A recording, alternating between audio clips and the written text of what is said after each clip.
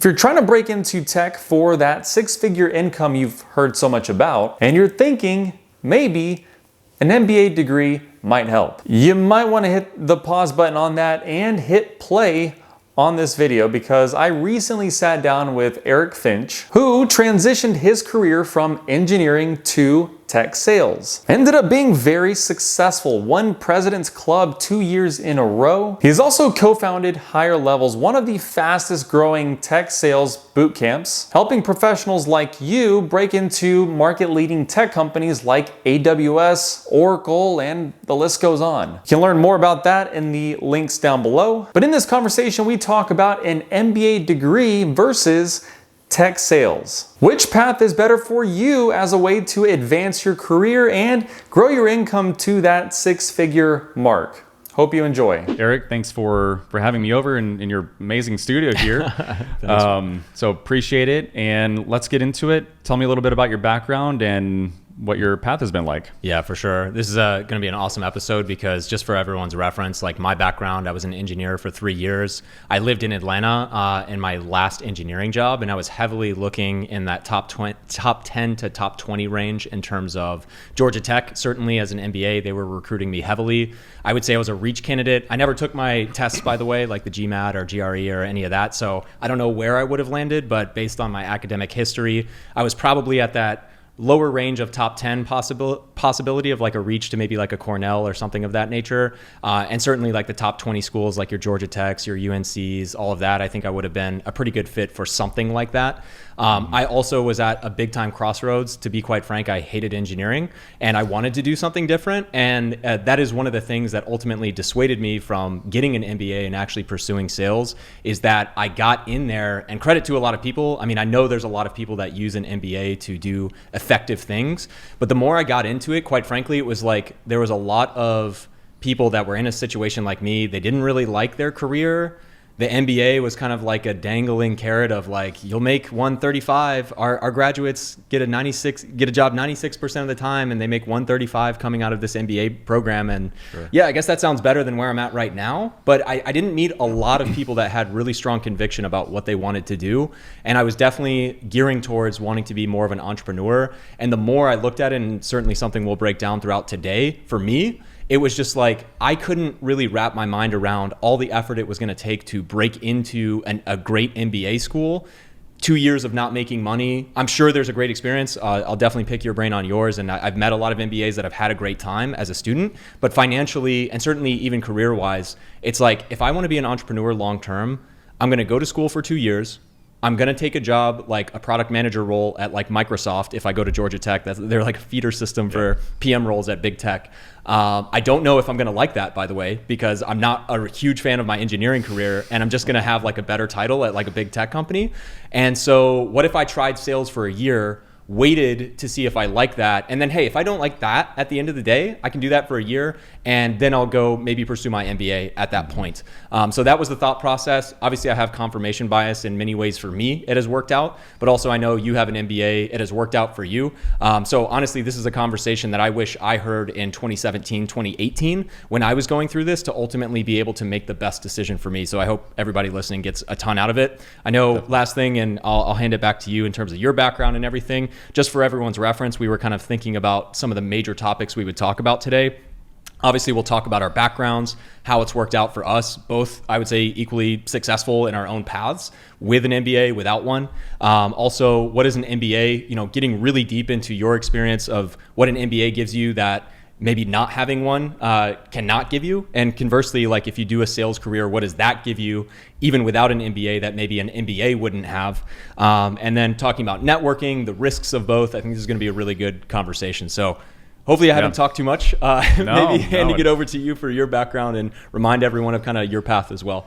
So. Yeah, I mean, honestly, I'd even go back once I cover a little bit of my background, get a little bit more about your career path and progression and what that looks like. Because I think when people think about an MBA, they think about, okay, where am I currently and what is an MBA going to give me that's going to be incrementally better from a career opportunity standpoint, long-term, and then of course salary, right? I mean, no one invests $200,000 in an MBA only to make the same amount of money they did before the MBA. So ROI is a really big factor here.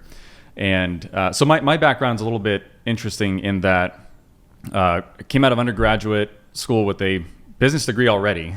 So it's kind of funny that I got more of the same degree later on. But reality is, I started working at Dell and major technology company in hardware, and had a really great experience. I was progressing in my career. I didn't run into any major roadblocks, honestly. And I actually worked with a lot of people that had their MBAs. At a certain point, I started working with a lot of MBA degree holders from your top schools like Yale, Harvard, MIT. And these were all wickedly smart people, very hardworking, great to work with. And at that stage of my career, I was already, maybe 4 or 5 years in. And I looked at these people and I was thinking, well, they've got their MBAs, and I've heard so much just because of the circle that I was in that an MBA was an important degree to have. And that was, in essence, a way to move up to management and progress your career. Almost, I wouldn't say a surefire way, but definitely gives you an advantage. Mm-hmm. And at that point in my career, I was still operating with the mindset of nothing's really prevented me. Not having an MBA had not prevented me from doing what I want to do in my career, which is a testament even to the company where they, if you really want to pursue opportunities, you have the ability to do so. Which to do that, you have to be a good salesperson, right? You have to be able to sell your value to other organizations, other teams. And so, in any case, MBA was something I thought about, but really wasn't sold on. But then at the same time, there was a big transition in higher ed to where you had schools like the University of Illinois, where I did my MBA. You have Boston University. You had a lot of other universities that were getting into the online game, where previously the only option you had was to do a full-time MBA on campus. Now you have some really good universities that you can go to for a fraction of the cost, and you can still get an MBA degree. And so that changed the equation for me a little bit. And at the same time, and one thing I'd recommend if anyone's looking into a degree, you work at a company, see what their tuition reimbursement policy is, because ours was quite generous in that, I qualified for $5,000 or so per calendar year of tuition reimbursement, which meant that if I spread, an MBA typically is 2 years, right? But can be extended to 3 years. And so I figured, well, if I did this for a 3-year period, I start in the fall. So I'd have like a spring semester. That's 1 calendar year. Then I have 2 full calendar years. And then I end in the spring. That's effectively 4 calendar years that I could collect sort of tuition reimbursement and have $20,000 worth of my degree paid for. Yeah. At the same time, University of Illinois just launched a MBA degree for just about that amount. University of Illinois is a, top 100 university globally. If for anyone that's in Texas, in the Texas area, it's equivalent to University of Texas. It's the flagship university for the state of Illinois. And so for an MBA for around $20,000, I could have my company pay for just about all of it. That seemed like a no-brainer to me. So the ROI was, even if I got nothing out of it in theory, it would still be well worth it, because what an MBA was for me was sort of an insurance policy. If I found myself in a position where maybe the company's not doing so well, or the org that I'm in is having reductions of any sort, and I found myself needing to find a job in the market, having an MBA was definitely going to help me. It wasn't going to be when you look at jobs and you'll see some of the job descriptions, what they require, you'll see MBA preferred in a lot of them. Yeah. And what you don't want to have happen is being screened out from a filter, like an automated filter. Yep. And so I didn't want that to be the case for me, where, it doesn't have to be, seeking externally, but even internally, I would never want an MBA if I were competing with someone else and everything was equal, all else being equal. I wouldn't want not having an MBA be the reason I don't get a job. Yep. Or get, land an opportunity. And so because this MBA would have been effectively, close to free, apart from just my time invested outside of, work to go and pursue it, I saw it as an insurance policy where I can have this and sort of be able to, in a way, check the box. But also, it's a great networking opportunity for anyone that you're doing your MBA program with, because all of them are coming with their own real world experience. And so anyone doing, and mine was an online MBA, anyone doing that is in the middle of their careers. They generally don't want to quit their jobs for 2 years, like I did. I didn't want to forego an income for 2 years. And so went and pursued it, had a great experience. And since then, to my surprise, my MBA has come up in multiple conversations where, they looked at my resume and everything else looked great. I mean, I think what I don't want to overlook is you do have to have good experience. Yep. You do have to be able to communicate well. You have to convey your value really well. So that's paramount. But then having the MBA is also another, proof point. And any kind of hiring manager, when they're looking for someone, they're looking for proof points. And if you think of going into a courtroom and you're trying to make a case, right? What's the evidence for why you should be in this role? It's like, well, I've got this, I've got that. Also, I've got an MBA. Also, I've got this. Also, I have that. And so an MBA is another proof point. Yeah. And that's the way I kind of see it. And since then, it's been nothing but a benefit to me, especially because it costs so little. So, and since then, I've had multiple promotions, even in what has been a pretty challenging job market. It's been a great experience so far.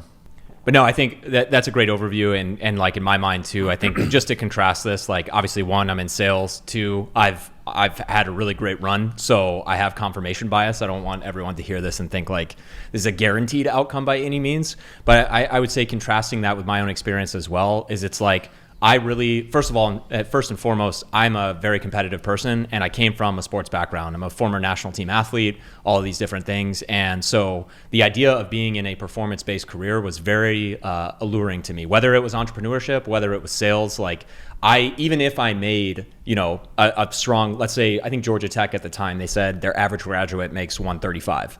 And that was a question I had myself. It's like, well, that is quite a lot more than I'm making right now. I guess that would be nice. But if I'm still collecting a steady paycheck, I don't know that I'm that incentivized, to be honest. And I know there's bonuses and sure, that's great. But like the idea of kind of controlling my own destiny was much more appealing to me.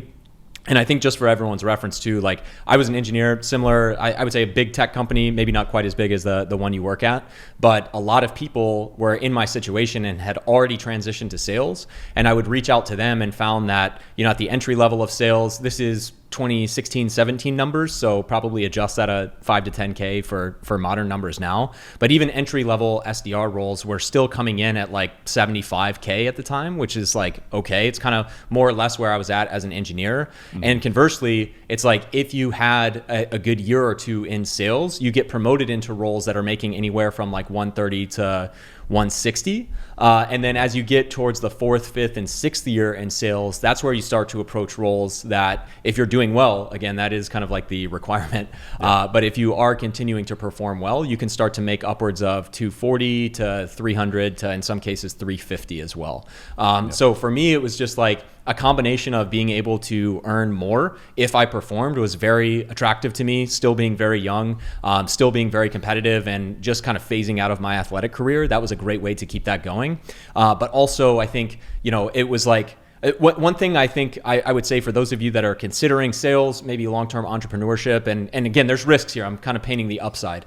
But I do think for those of you that are kind of in that category of pursuing a top 10, top 20 level MBA and have the capability to do that, one thing that I think, especially in the space that I'm in of selling deeply technical products, is if you are a pretty smart person, there are limits. Just because you're smart does not mean you're going to be good at sales. But I would say the likelihood of your ability to be a highly effective salesperson selling complicated technical solutions, you are much more likely to have success compared to the average person that just kind of finds their way into sales. Like, nothing against it, but the communications major who, got by with a 3.1 and kind of found their way into an SDR role at a good tech company, nothing against it. But again, if you're the kind of person that, was like really strong student, but also kind of balanced in some social and extracurricular activities in undergrad, and you have, sociability, the ability to be, handle conversations, give presentations. I'm oversimplifying what the job is, but just from a pure numbers perspective, like you are coming into that role with a much higher starting point, in my opinion, than the average person. So the likelihood of being able to succeed, and also something I'm sure we'll get into, is the leverage that you have as you start to become a top performer in sales.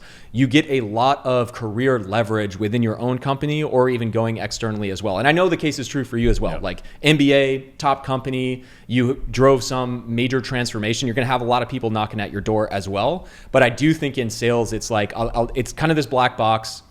You know, I think at the time when I was in engineering, it was like, sales, I tried to convince myself it was a little bit beneath me. I think, quite frankly, it's something that like highly academic students do, and there is and is not a case for that. But also, again, the flip side is like looking at the upside. It's like, well, if the average person going into that is not that talented, you have the ability to come in and clean house and forget the 100%. immediate like financial reward. It's like your career trajectory. Even if you want to be an individual contributor, you can very quickly in 4 to 5 years get to that point where you're making $300K a year. That's not impossible. And on top of that, you didn't pay for school. You didn't take 2 years off of income. And like in my case, my most current role, like I'm selling to executives at Morgan Stanley. I'm selling to executives at TD Bank.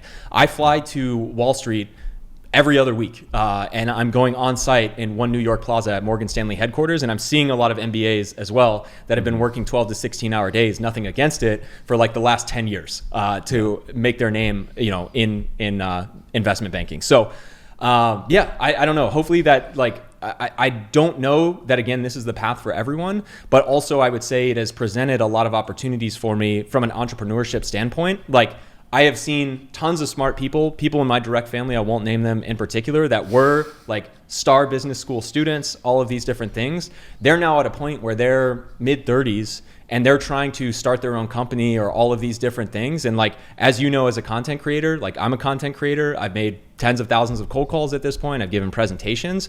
Like there is an element of actually directly selling something that just makes you understand the world a little bit different. And contrasting this with, I would say, the MBA person trying to start a company that's never done sales. If you've never sold anything, I just can't tell you how many people overthink this. And they want to tweak their mission statement, and they want to do, you know, they want to come out with this marketing collateral that's like, imagine a world where, or like, we're a new innovative company. It's like a lot of theoreticals and a lot of, oh, what if this, what if that? And it's just like, if you had actually talked to someone and like actually had them give you $50, like, can you even do that?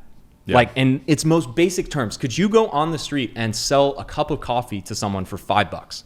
You know, and I know I'm making it sound simple. That's discrediting a lot of the value of an MBA. But my point being, in my overall arc here, and I think theme and my perspective is, if you are a competitive person and want a performance-based career, sales at a deeply, highly credible tech company is a great path. And certainly if you want to be an entrepreneur, I'd be curious to get your perspective. I know there's MBAs that, you know, every school has their flagship, like Tim Cook went here or whatever, you know.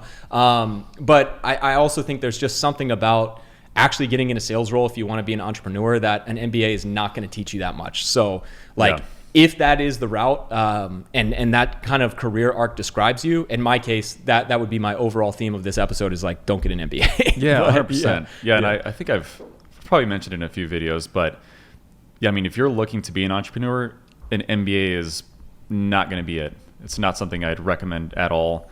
Again, you don't need to spend that much money. Everything you could learn about being an entrepreneur, all the learning is done through the doing. Doing the thing, whatever idea it is that you have. And it comes down to sales, right? Can you influence someone, or maybe put differently, what can you identify out there in the market that's a pain point for people, and how can you solve problems? That's ultimately what you do as a salesperson. If you're effective, is you want to solve people's problems. And if you have the product or service to actually help them with that problem, can you convey the value of that product or service such that they are willing to give you money that they've worked hard to earn to you to have that solution? So, but yeah, I mean, just going back to the entrepreneurial arc here. Yeah, for an MBA, I think it makes zero sense, and a lot of the learning is in doing. But then when you think about, Eric, sales from an entrepreneurial lens, like that is probably it's got to be the most entrepreneurial role in any company, if you think about it, right? Because you own your own business. Totally. I mean, there's certain things you don't control, and that's okay. Just as, even an entrepreneur, there's a lot of things that they don't control about the broader market. But, in sales, you have control over your own efforts. You have control over how you approach, potential customers, how you retain customers, how you build and maintain those relationships over time. So tell me, like, the first time you got into sales, even before you got into it, what was your mindset? Did you think it was going to be difficult or even easy? How did you approach that? And was there anything that surprised you when you first started in sales? Yeah, I mean, I honestly, as simple as it maybe sounds, like when I first got into it, my mindset was just like, I hated my engineering desk job so much, I was willing to do whatever it took not to get back there. So you're already coming from a pretty negative place, so it was easy. Yeah, like that is not a sustainable like motivation, but I think in year 1 and 2, it really pushed me hard for sure. Yeah. I think like some of the biggest surprises are like, I got into, I would say like I went to Auburn University, great school. A lot of the jobs are kind of in the Southeast, and I was one of the few that I would say landed like a quote unquote deep tech role at a big tech company in Austin. We had a few that would land jobs in San Francisco. We had a few that would land jobs in Austin, but most everybody was like Atlanta, Huntsville, Birmingham, great jobs there, but not like deep tech. Yeah. I got out here and I found, I think a lot of those programs, as you know, like there's trade-offs for both. So now I'm just going to, this is my own opinion and does not reflect the character of all of the individuals there. But I just got to this big tech company and it kind of felt like the same thing. It's like, we've got this rotation program. You can try all these different things and that's great. However, it almost like, when I came out of college, I was like very, very focused. I had the ability to like work on tasks for a long time. Like I said, I was an athlete and also full-time engineering student. So like I had just been go, go, go all the time. And for me, and one of the things that it just kind of felt like the same energy of an MBA. And I'm going to answer your question, by the way. I know it was about about sales, but it's like it almost created like this weird bubble to me of like, hey, I don't know, what do I want to do? Do I want to do marketing long term? Do I want to do sales long term? I don't know. Maybe I'll try this for 6 months. Maybe I'll do this. And for me, what I loved about sales, and I kind of snapped into it, is I almost had to shake that because I was in that world for like 3 years of like, I don't know, maybe I'll become a technical product marketer, or maybe I'll do X, Y, and Z, in this tech company that gives you opportunities to do those things.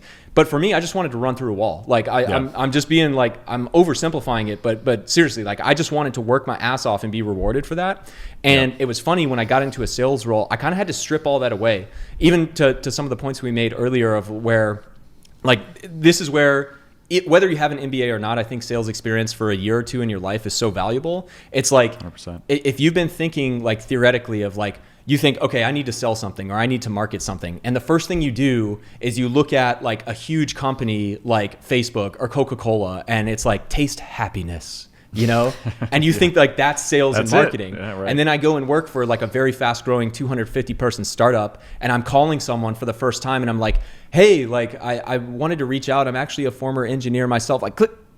Like that guy does not give a single shit about my background. He doesn't give a single shit about any of the buzzwords that our company says. That guy is working on something and wants to get to a solution. And again, I have a whole channel about sales, so I'm not going to go down the theory of that as well. But I think that's the thing that's missing is it's like, it's so funny to me in sales, like what it really put me in tune with, and it is not the solution to every problem. You still need to be building skills. Like I run my own company now as well on the side, and I have built a lot of skills that are beyond just a direct sales role and what it teaches me.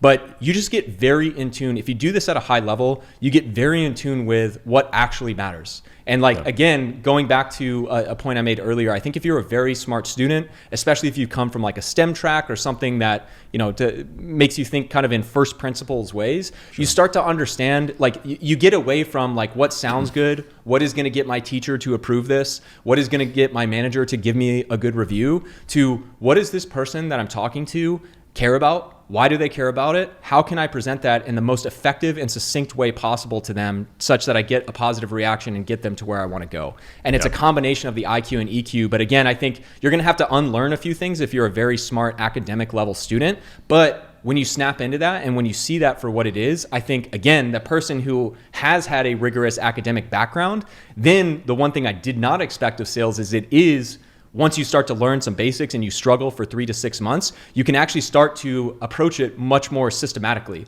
You can actually start to gain a lot of leverage in your own workflow. And so anyway, I could keep going, but I think again, it's like, hopefully that illustrates of like some of the things I didn't expect, but also why I think if you're 50-50 on an MBA, you don't want to commit 100 to 200 grand for this and not make money. Like, it is still very stimulating. And I also think people don't give it the credit for, again, we're talking about the top 10% of performers, not the average person. Yeah. But if you're coming into this with that mindset, you can absolutely crush it. And there is a lot more stimulating activity than you realize. And I don't think you're I mean, I would love your opinion, but in my opinion, like, if you have a successful track record as a salesperson and you want to become a manager, or you do want to transition to a more technical role or a more product management role, it's going to take some time, but it's really effective when you say, hey, for the last 3 years, I've been your number one sales guy. I've been on site at Morgan Stanley like every other week for the last year. Now I have a really good sense for what our most enterprise clients, our biggest enterprise clients, how they want to use our product, where they're going in that direction. And I'd really like to work towards a product manager role. Yeah. No one's going to turn down that conversation. So it's on you to get there. There's a lot of work. I'm making it sound way more simple than it is. But I think that's... But at some level, it kind of is. Yeah. Right? I mean, I think when in sales, I mean, one of the biggest values you get out of that for the company that you work at, or, you know, if you take your talents elsewhere, is you get a really good understanding of the customer. Like, no one has a better understanding of the customer than the salesperson that has the direct relationship with the customer. They're telling you what the problems, they're telling you the problems that they have. And they're also telling you why they are or are not considering your solution that you may have for them. Totally. They'll also tell you why they may or may not be considering solutions from competitors. And so as a sales executive, that's invaluable for a company to have. A product manager, really no other role is going to be as in tune with the customer than the salesperson. That's actually having to do the work. And, you know, going back to, you know, MBA, and when I think of that, I think of, you know, a little bit more abstract learnings and application. And there's case studies and stuff that has some concreteness to it, but there's nothing more concrete than sales. Yep.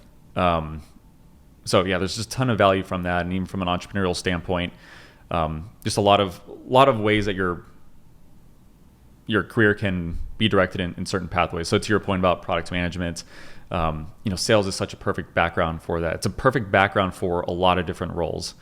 So when I was just going to add one more point on the sales front too, in terms of learnings that I think, again, you can get this in an MBA business school type of setting, but I think there is some, when you talk to thousands of people, when you talk to thousands of potential customers too, in a way that it's just hard, like, again, feel free to rebut any of my points here, but I think it's really hard if you've been in a classroom setting or you haven't directly interacted with hundreds and thousands of customers. And I know you do as a product manager, and certainly once you get out of an MBA, I think you'll have this opportunity to talk to customers.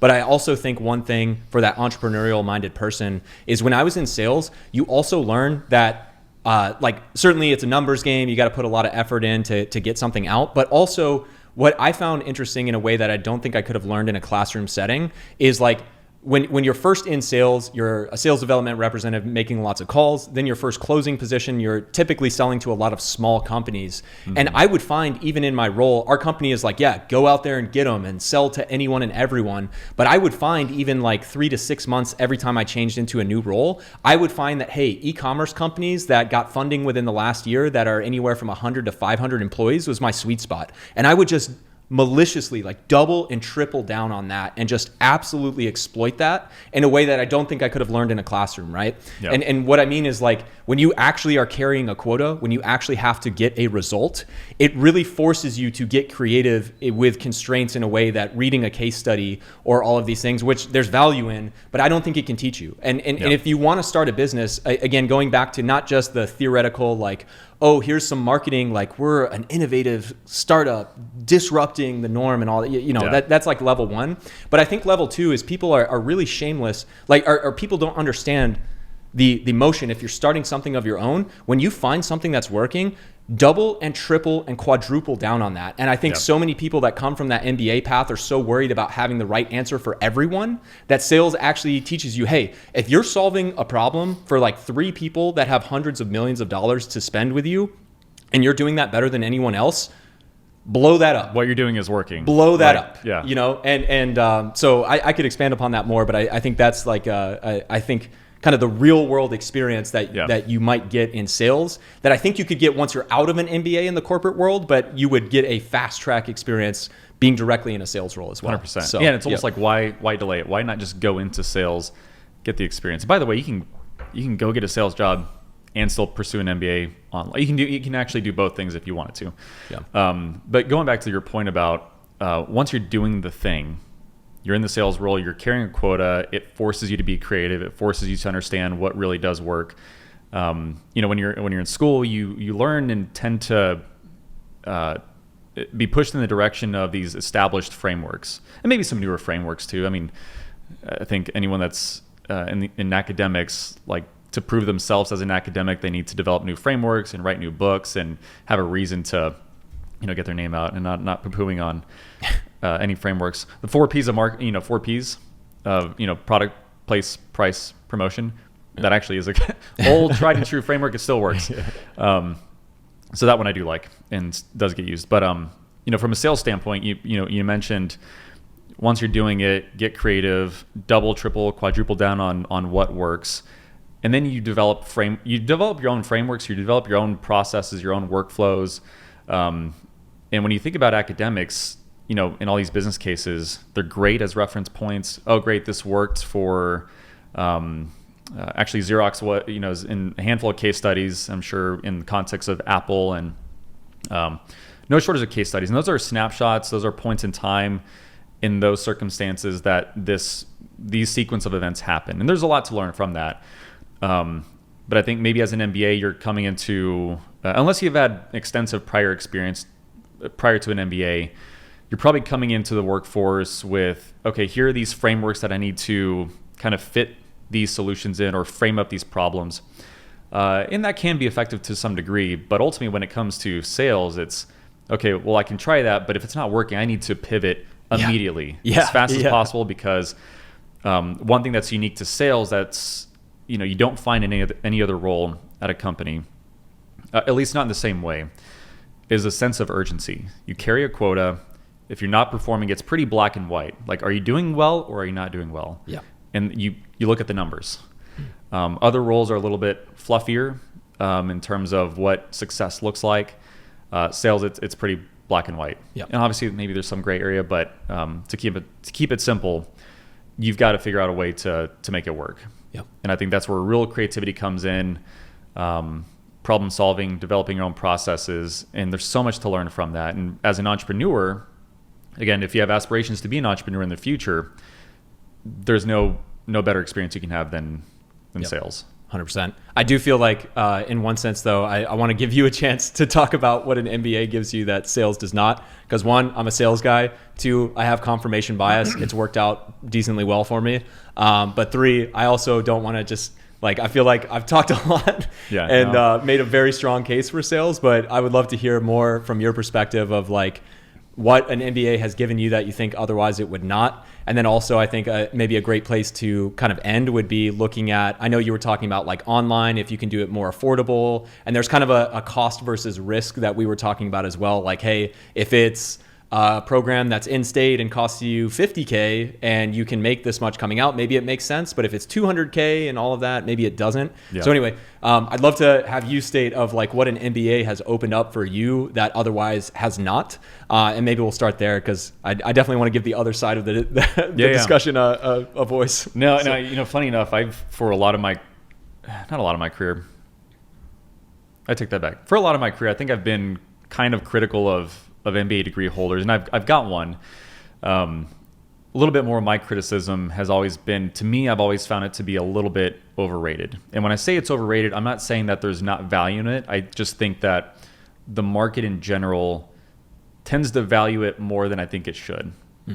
That being said, it's a great degree, and I talk about it, and I think it still has plenty of value, but I think you also have to put it in context of how much you actually pay for that education and what it can do for your career and for your income prospects.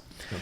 And so some of the advantages to MBA is, especially if you don't have a business background in any shape or form. I happen to have my business degree, my bachelor's degree in business.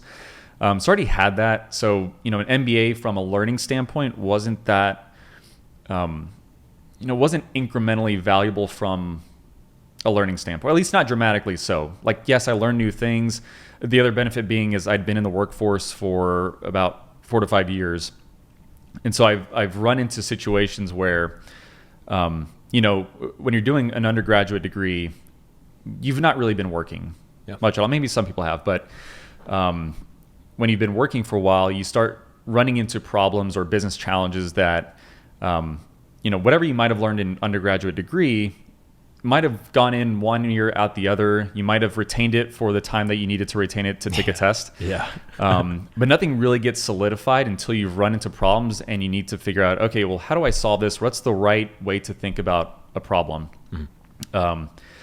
And so that's where, when you think about your major consulting companies, they've all got really good established frameworks for thinking about business problems, how to solve them, how to present that to stakeholders. Could be a client, could be internal people that you work with. So an MBA program gives you a lot of those really good frameworks. And again, I've mentioned frameworks to some degree, but there are some really good frameworks out there through which to think about business challenges and how to position a solution. Yeah. So you learn a little bit of that. The other big value of an MBA, there's a few of them. One is I shouldn't say everyone, but a lot of people are familiar with an MBA. It's a degree you don't have to explain to a lot of people in the corporate world. Yeah. They understand that an MBA gives you a well-rounded business education. So if you come from a background where you didn't get your undergraduate degree in business, and maybe the work experience you've had has not been very business oriented or any kind of business related profession, an MBA is going to be a really good way to round you out and give you that perspective that you might not have had otherwise. So, engineering, for example, like if you come out of school and you go into engineering, you're focused on developing and building products. So you're very much in the weeds of the technical details of a product, be it software, hardware, what have you. The business side of it may or may not, again, depends on your motivation level. You could be an engineer and you could decide to be curious about, okay, what does this look like to an end user? Let me go down that rabbit hole. Let me interface with the sales teams and learn a little bit more. But the MBA, what it teaches you, again, you go through different core pillars of business. You think about operations. There's operations frameworks of, if you're dealing with physical product, you learn about supply chain.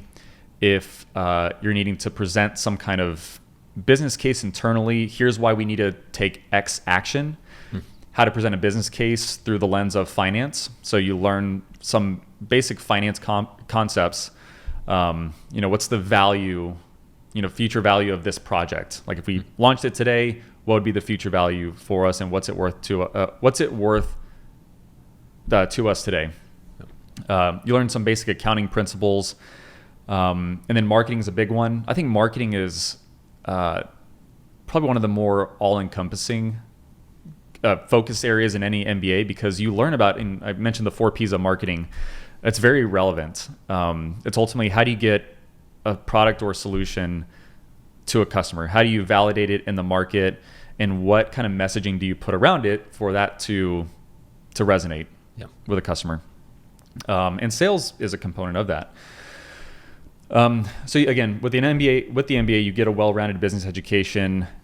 People are familiar with it. You don't have to explain it to any recruiter. They understand it. So there's value to be had there. It's an advanced degree, so it's always helpful to have a master's degree, kind of point blank. Mm-hmm. And then the other part of it, what you'll tend to hear from a lot of MBA degree holders or people that have gone through a program, is the networking. And then networking is where there is tremendous value. Obviously, you can go to an MBA program and do very little networking. So it really is on you to be proactive, just like you would be in sales for that matter. Yeah. Again, everything in life comes back to sales in one way or another. Yeah. no matter what role you're in. So in an MBA, a lot of my cohort, interestingly enough, when I did my online MBA, a lot of people I did my MBA with didn't need their MBAs. Yeah. They did it because their companies were paying for it. They didn't already have one, and they kind of wanted to just do it for, I don't want to say for the fun of it, but a little bit for the fun of it, but also for maybe a little bit of vanity of, hey, I want an advanced degree. I never got one, so let me go get this. And they're highly qualified, highly intelligent, highly driven people that because the opportunity was there, they maybe had some extra time. They wanted to invest in themselves. They did it, but they didn't need it. So we had some people that were, I think, had one person that was a VP at Apple. We had like high-level execs at different companies. Oh, nice. Maybe smaller, mid-sized companies that were doing this MBA program. And so imagine you going into an MBA program, and these are the people you get to network with. Yeah. And again, the MBA that I did didn't cost a lot of money. So to have this opportunity to potentially be in group projects, because a lot of MBA programs, you spend a lot of time in group projects. That's an opportunity for you to get face to maybe virtually if you're doing online, but that's your chance to interface with people that you wouldn't have had the opportunity to do otherwise. So the networking is a really big component of the MBA. And then lastly, kind of going back to my reasons for it, which was kind of the insurance policy of, all things being equal, if I'm in the job market, I'm competing with someone and both of our backgrounds are similar, what's going to maybe set me apart? Or the other way to think about it is, an MBA degree is probably one of the most popular degrees in the world. And it's only exploded in popularity. It's only exploded in terms of how many people actually have one. So now if you're someone without it, well, now you kind of need to get to parity in some cases. Yeah. Now, obviously, all that can be offset by having rock star experience. Experience is key. Like an MBA is not going to make up for really poor experience. But to the extent that you can control it and you have an advantage, or you get parity with the market in terms of credentials, get through filters, things like that, really basic things, that's where I see the MBA being really valuable. And the last point I'll make is, when assessing the value of an MBA for yourself, it really is a matter of where am I currently? And I even go back to your example of, going into sales, what was your thought process? And you're coming from a position where, I'm really dissatisfied with what I'm doing and making X amount of money. I could be doing something that maybe is more satisfying. I don't know because I haven't done it yet, but there's more potential there. For an MBA prospect, you really have to assess where are you currently? Are you satisfied, dissatisfied with where you are? Are you making the kind of money that you hope to be making, or do you want more, obviously? Yep. And depending on what that answer is, like if you want to go into a major corporation, maybe you're not at one currently, maybe you want to go into a major consulting company, an MBA is probably a good pathway to get there. But if you don't want to do that, then you might have to rethink, okay, well, is it really worth getting an MBA? Or if I do get an MBA, do I maybe not spend as much money? Maybe I don't need to go to Harvard. I don't need to go to MIT. I don't need a top tier, top 10, top 15 MBA program. Maybe something that's just out of that top ranking would be sufficient for my goals. Yeah. And so I think that's key there, is just understanding where you are, where you want to be, how much do you really need to spend to get there. I think so too. And I would add to, as much as I've kind of been a proponent of sales, I do think conversely for someone with my archetype as well, like I grew up in the Midwest, I went to college in the Southeast, and I was a good student.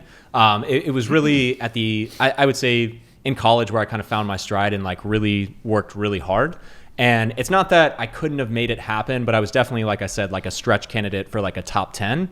I guess in hindsight, if there is an MBA path that I do think I would have done, if I had kind of been a little bit more focused in high school, a little bit more on the train of like going towards like top universities for undergrad and grad, I do see my personality and archetype probably doing well in a career track like investment banking. So going to a top 10, trying to do anything and everything to break into like a top Wall Street firm. I do think there is a path for that. But again, to be honest, I kind of found that a little too late. I also, like I said, was an athlete kind of traveling the world. And then next thing I know, I'm like 26, 27, like do I really want to do that? And I know there is, I think if you take my athletic experience out, or, maybe just a few different components, like I grew up in a major city instead of the Midwest, and I kind of had exposure to that. I do think that would have been very appealing, and that's definitely a path that's extremely lucrative. Yeah. However, again, kind of tying back to my position, it's like, one, I'm an outside candidate, even if I broke into a top 10. Yeah. My undergrad experience, which was solid, I had like 3.3, really good run as an engineering student, national team athlete, all of those things, that helps. But I know I'm going to be going up against the guy who probably had like a 3.9, played football or ran track at like Yale, was in like the Olympic qualifiers, and like pretty much even playing field. And do I really at that point care? At 26 now, having studied engineering, do I really care about finance and deep numbers that much? And it's like when I started to look at that career, whether it's investment banking or consulting, I'm going to be running spreadsheets, I'm going to be making presentations. And not that I don't do that in sales, but the flexibility and potential leverage and really long-term desire to run my own thing. Like to be quite frank, I think just over the long term, I had a problem working for someone else. Yeah. So I just needed to be in a position where I could, like, even if it's a W-2, what is the most entrepreneurial type of job? And I bring that back to sales. And maybe I think this would be a good closing point. This has been a great conversation. In terms of, like, I have met people. I have a good friend here in Austin who just recently went to a top 10 school, just started this past year, and she's very set on going like major corporations. She wants to set strategy for like very, very large corporations and knew exactly what she wanted to do. And I think that's a very valuable case.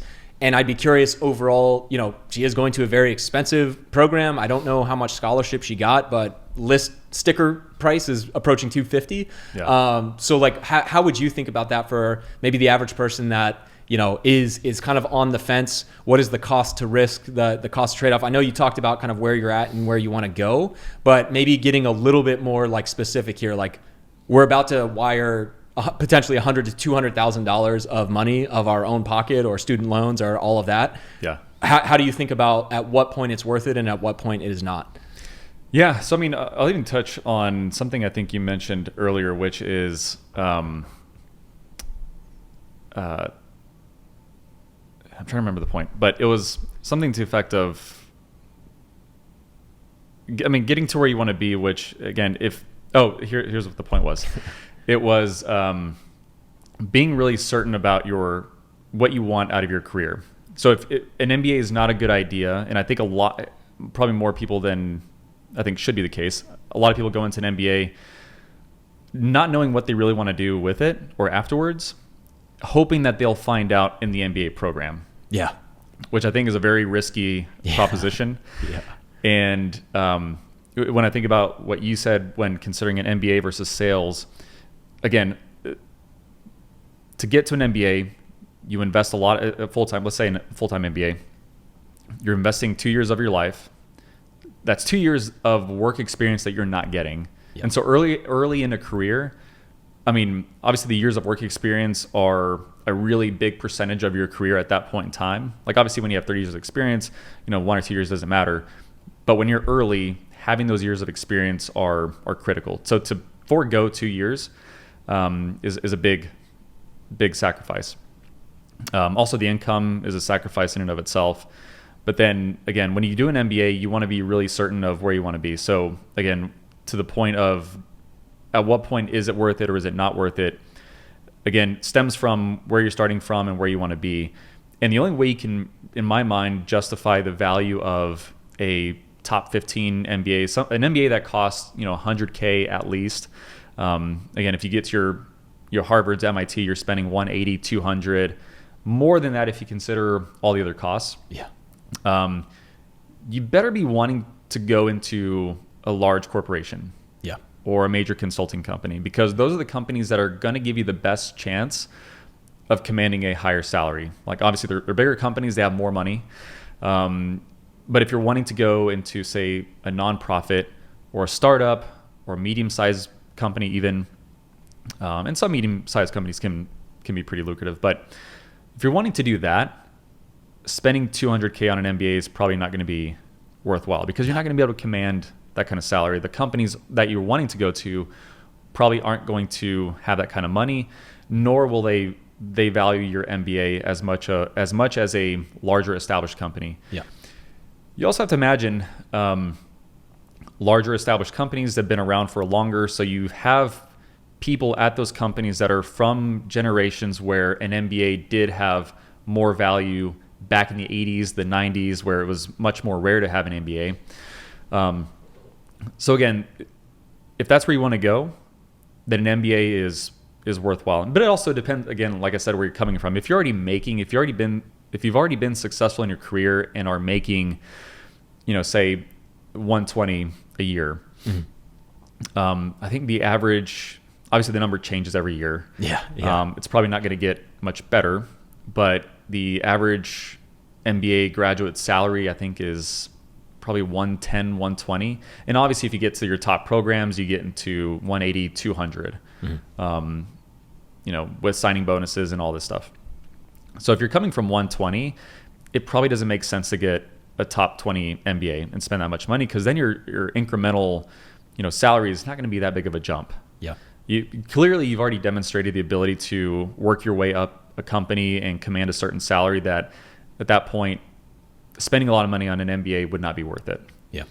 But if you're coming from, I'm making 50K, maybe I'm a teacher, maybe I'm in a profession that doesn't really pay that well, an MBA is a really good way to pivot into some higher paying careers. So, and also a lot of my audience is international too. So, and I've seen this to be the case and play out very frequently, which is if you're trying to move to the United States, get sponsorship by a bigger company, an MBA is a really good way to break into that. Because if you're coming from a different country, companies here may not be familiar with, oh, you got your degree from XYZ university in this country. I don't know much about that university. But if you come to the US, you get an MBA from a US university that's well known, that's going to be your ticket to get in if you're an international applicant to a company. Totally. So yeah, there are situations where it makes a ton of sense, and that's a really, really good foot in the door, provided you want to go into a large corporation, consulting, companies that can sponsor you if you're international, or companies that can just pay you the amount of money you need to pay off the loan that you might have had to take on to get your MBA. Yeah. So that's really what it's all about, the ROI.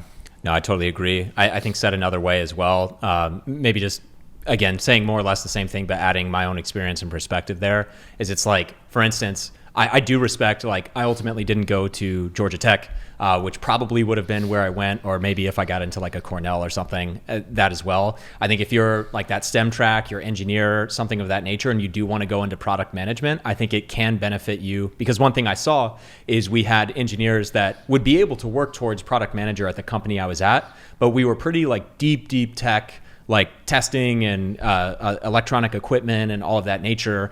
And it can happen, and I've definitely seen it happen, but a lot of times, like, product managers, if you're trying to go from that to be a product manager at like Facebook or something of that nature, it can be tough. And also Facebook and the Googles and all the companies that I would imagine, if you're an MBA, that you're kind of idolizing and are great companies for sure. Yeah, like, are they gonna hire someone who's worked on like electronic testing equipment as an engineer and been a product manager for a year there? Maybe. But also they had someone who was like maybe a software engineer or maybe a consultant that just graduated from Harvard and wants to be a product manager. Like, it is tough in that situation. But it goes back to the point about all things being equal. If you have two engineers that are gunning for this one role, one has an MBA, one doesn't. So, I mean, ultimately it's, how do you level the playing field? What are the ways to do that? A degree is one way to do that.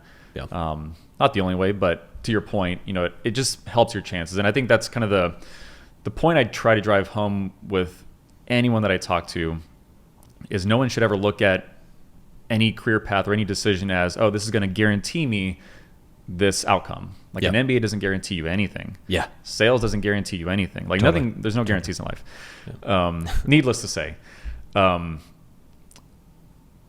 Really what you're after is improving your odds, improving your chances that a certain outcome will happen. I think that's what it all does for you. Yeah, for sure.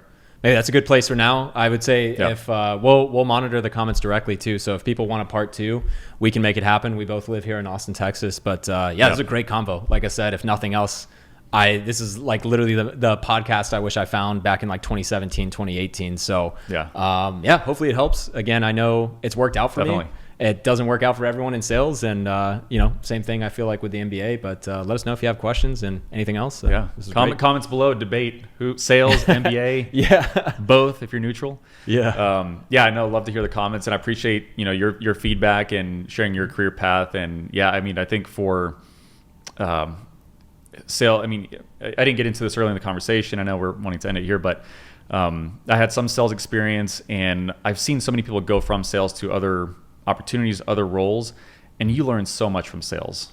And we'll have this conversation a little bit, but it's a great background to have. It's in essence, it's in its own way, its own MBA experience. So for sure. But let us know in the comments below what you think. And Eric, appreciate the time, man.